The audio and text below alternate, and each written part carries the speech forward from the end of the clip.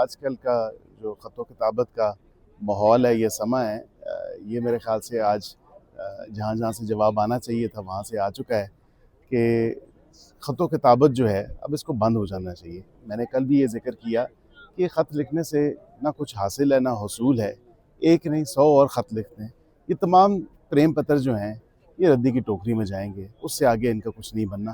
اگر واقعتاً کوئی سینس اگر پریویل کرتی ہے تو سیاستدانوں کے ساتھ سیاسی بیٹھک میں آ کے تمام تر سیاسی مسائل کا حل نکالنا ہوگا۔ یہ چٹھیاں لکھ کے پیا کو اگر چٹھی لکھیں بھی تو وہ چٹھی پہنچے گی نہیں، اگر چٹھی پہنچ بھی گئی تو دوسری طرف سے جواب نہیں آئے۔ جی میل یا واٹس ایپ کے ای میل کر لیں، کبوتر ہی پکڑا دیں ان کو۔ کبوتر ان کے پاس موکل بھی ہیں، ان کے پاس جنات بھی ہیں، تو اس حوالے سے اگر ادھر سے کوئی خط بھجوانا چاہتے ہیں یا پیغام بھجوانا چاہتے ہیں تو ضرور بھجوائیں، لیکن واٹس ایپ کا زمانہ ہے، ای میلز کا زمانہ ہے، ٹیکنالوجی کا زمانہ ہے۔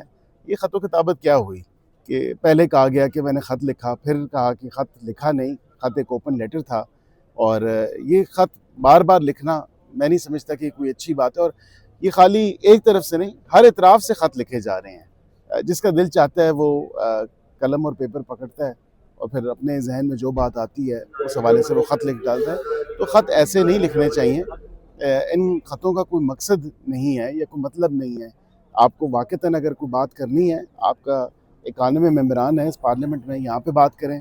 آپ سیاسی جماعت اگر اپنے آپ کو کہتے ہیں یا سیاسی لیڈر کہتے ہیں تو پھر آپ کو سیاسی بیٹھکوں میں آ کے سیاستدانوں سے بات کرنی ہوگی، نہ کہ یہ خط و کتابت کا سلسلہ جاری۔ ان کا کہنا بھی ہے کہ مرضی کے جج لگائے جا رہے ہیں آپ کی اپوزیشن پارٹی۔ یہ تو ایلیگیشن ہے نا، یہ بتائیں کہ اگر واقعتاً مرضی ہوتی تو میرے خیال سے کل اپوزیشن جو تمام تر معاملات تھے، اپوزیشن کی کمیٹی اس میں بیٹھتی، جو کمیٹی کے ارکین تھے یا جوڈیشل کمیشن آف پاکستان میں اپوزیشن کی نمائندگی کر رہے تھے، لاہور، اسلام آباد، پشاور، سندھ، بلوچستان اور دیگر جتنے بھی ہائی کورٹس ہیں، اس میں جب ایلیویشن ہوئی جج صاحبان کی تو اس میں تو وہ بیٹھے، کل وہ نہیں بیٹھے، آئینی ذمہ داری تھی، آئینی ذمہ داری ادا کرنے سے قاصر تھے۔ یہ پاکستانی عوام اور قوم کی امانت میں خیانت کرنے کے مترادف ہے۔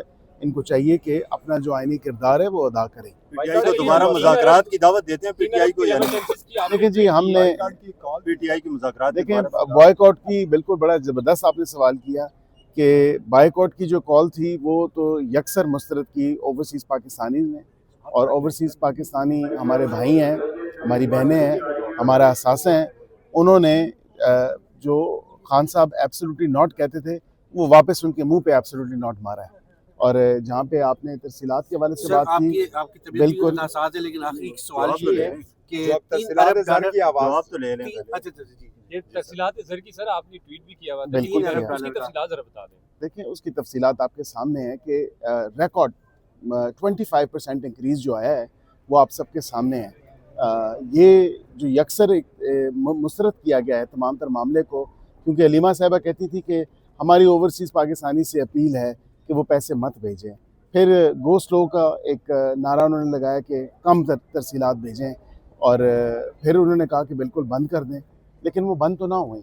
الحمدللہ وہ پاکستان سے پیار اور محبت کرنے والے ہمارے اوورسیز پاکستانی بہن بھائی ہیں، اور وہ کسی انتشاری پارٹی یا کسی انتشاری ٹولے کے جو دھونس ہے اس میں نہیں آئیں گے۔ شکریہ۔